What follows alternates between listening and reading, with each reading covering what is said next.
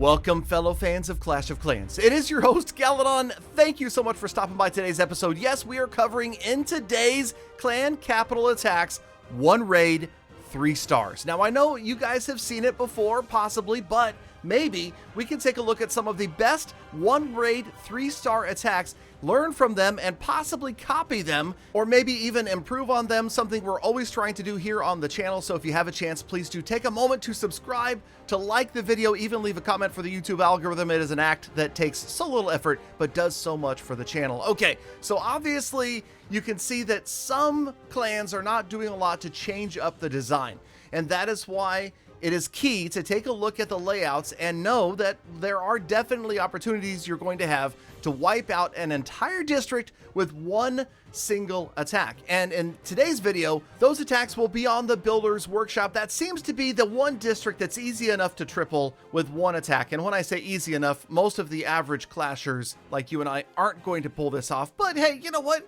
Practice makes perfect. We can get down to it, and we can punish some clans for not maybe having the ideal defensive layout for the clan capital battles. Also, no, this isn't just going to be for default layouts. Some of these clans have moved things around, and it's still not going to help them because, yes, you can get in there. And again, you have to have the right strategy, the right execution, and I'll admit, maybe a little bit of luck when you see these troops path just where they're supposed to. They go out, and also, I mean, look at this though. Come on. You don't have any ground targeting defenses up by the district hall. You just have air defenses. That's a huge mistake. That is something that anybody should be able to capitalize on. Drop just a couple of units up there and wipe out a huge portion of this base. And then, of course, raid carts. That seems to be the key. That may be the strongest troop out there right now. I know the airship is cool. Everybody wants the mountain golem. But man, those raid carts, they will go on and on and on. They carry their own little natural barbarian tanks that will last at least a little bit out in front.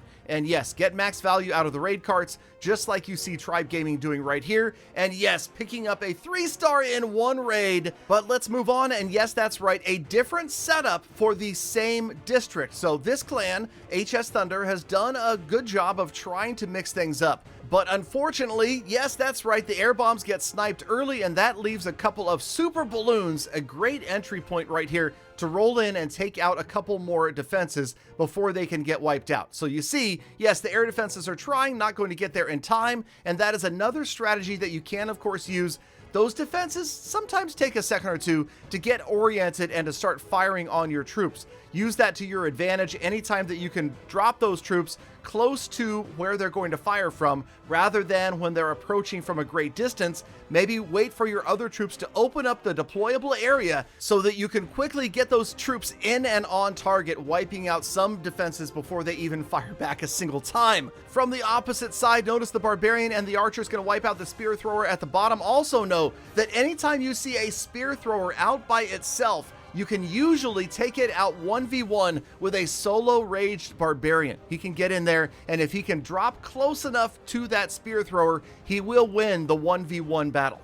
And like we saw in the previous attack, look at how patient Dracula is by dropping the troops so slowly, taking the district segment by segment, dropping those troops in where maybe there's a weakness that develops mid-attack, and eventually, again, the raid carts, man, they're so strong. But wait for it. Watch right here as they sneak in from behind. Again, talk about deploying quickly and on target. In come the minions. They're not quite enough, and notice that, again, is key.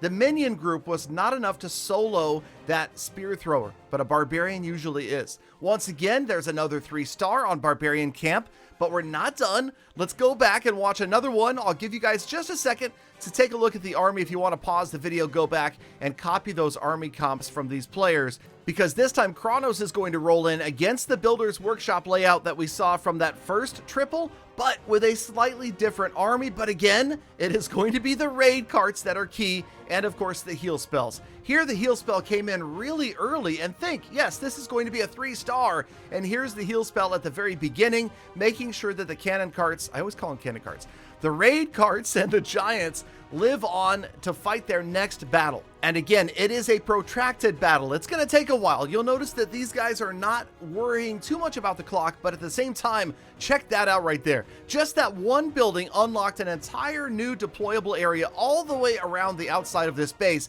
and that is going to be key because now he can come in from multiple directions, although now he does have a battle ram that isn't really going to be that useful, and only one giant left to deploy.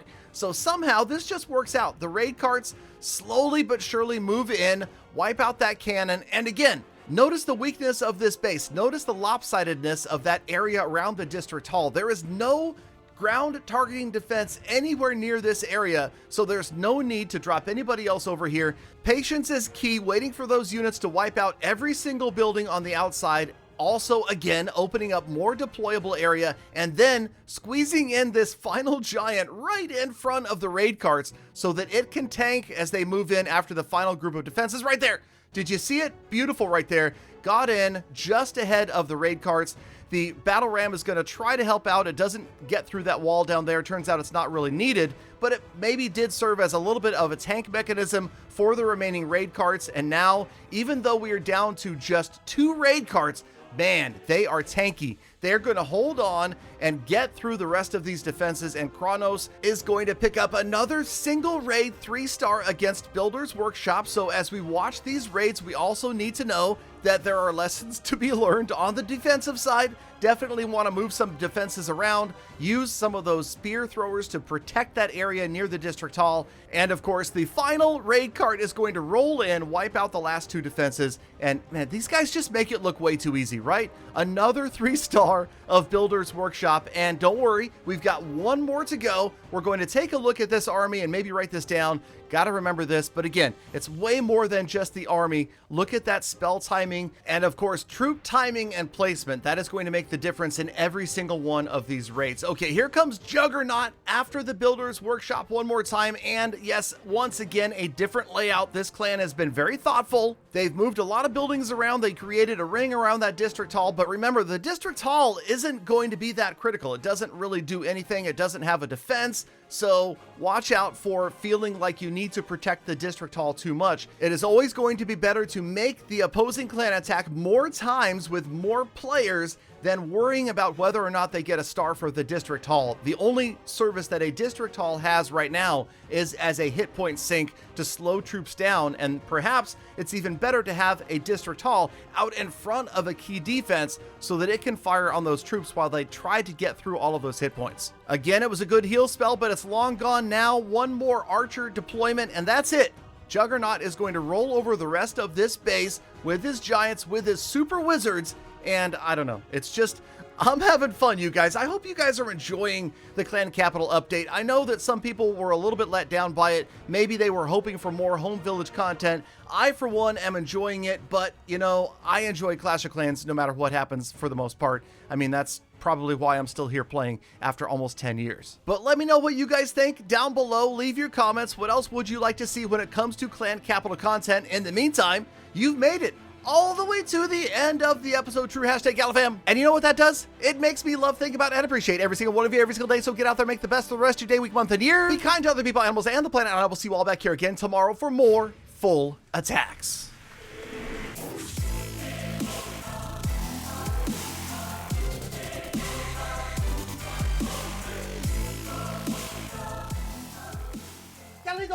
Galadon, I'm not impressed. I could destroy 2 districts with 1 attack.